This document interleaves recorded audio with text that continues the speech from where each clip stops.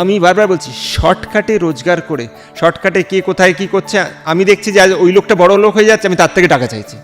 আরে তার থেকে টাকা না চাই, তুমিও খাটো, তুমিও বড় লোক হতে পারবে, তুমিও ফিনান্সিয়াল স্টেবিলিটি আনতে পারবে, তোমার মধ্যেও অনেক অনেক ভালো জিনিস আসতে পারবে।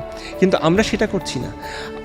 যারা নর্মাল সাধারণ মানুষরা তারা করছে কি, তারা ঈর্ষায় পৌঁছে যাচ্ছে, they are getting into a jealousy mode. আরে ওর কাছে এত কেন পয়সা রয়েছে, ওর এত কটা গাড়ি কেন আছে, ওর বাড়ি কেন আছে। আরে ব্যাকগ্রাউন্ডটা দেখুন যে ও কতটা খাটছে তার জন্য। আপনি যদি সেইভাবে খাটতে আরম্ভ করেন, আপনি হয়তো 10 বছর পরে ওই জায়গায় পৌঁছবেন। কিন্তু সেটা আপনি চাইছেন, আপনি ভাবছেন যে ওর থেকে কীভাবে আমি সাক করতে পারি। That's not the right way.